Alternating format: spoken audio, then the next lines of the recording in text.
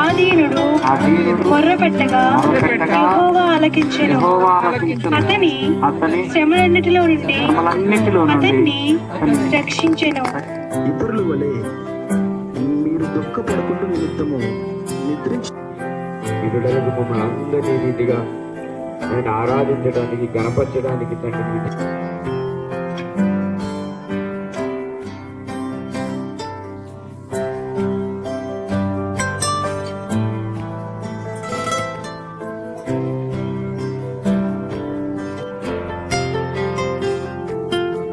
చిన్నతనం నుండి వాక్యంలో ఎదిగినటువంటి బిడ్డలు, దేవునికి ప్రార్థన చేయటంలో ఎదిగినటువంటి బిడ్డలు కూడా ఉంది.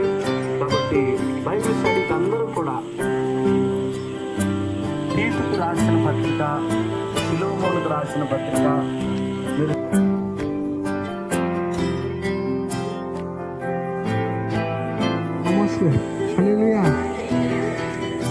ఇశ్రాయేలుకి కష్టదినం ఏర్పడేటప్పుడు ఆమోస్ దైవ సేవకుడికి ఇశ్రాయేలు పరిస్థితి ఇలాగ గడుస్తుందని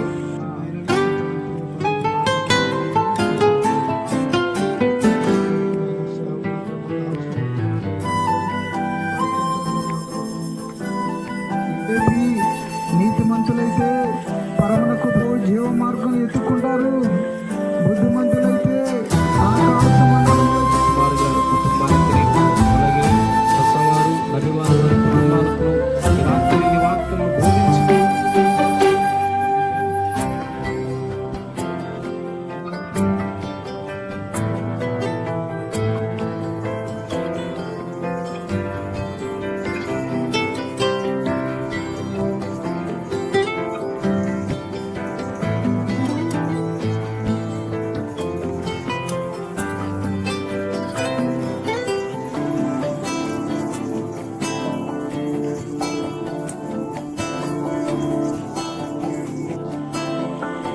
గురువారం రాత్రికి లాగరాయిలో బైబిల్ స్టడీ ఉంటుంది.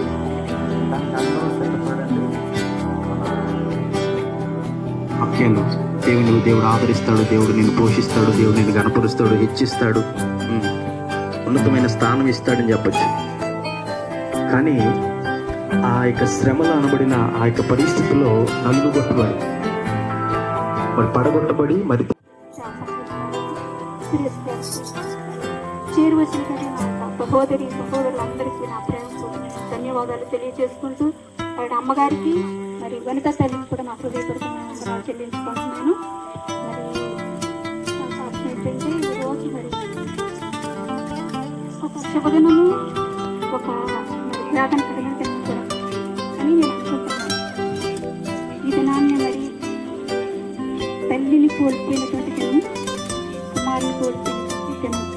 నేను పాడిన పాటకి నేను ఒంటరిని అయిపోయానని కాదు, కానీ ఎవరికైనా కొన్ని సందర్భాల్లో ఒంటరి జీవితాలే.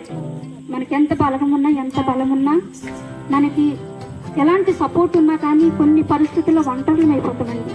అలాంటప్పుడు మనకు దేవుడే ఎందరైతే ప్రభుత్వ మాటలు వింటున్నారు అందరి హృదయాలలో మీ అగ్ని ఇప్పుడు ఏస్తున్నాము మంటలు కాక తండ్రి వారి కుటుంబం పైన దయచేయమని మాట్లాడు తండ్రి. స్తోత్రాలు తండ్రి, వందనాలు అయ్యా. సేవకుని జ్ఞాపకం చేసుకోండి తండ్రి, సేవకురాన్ని జ్ఞాపకం చేసుకోమని అడుగుచున్నాను తండ్రి. దేవానికి వందనాలు, స్తోత్రాలు చెల్లించుకుంటూ సంఘాన్ని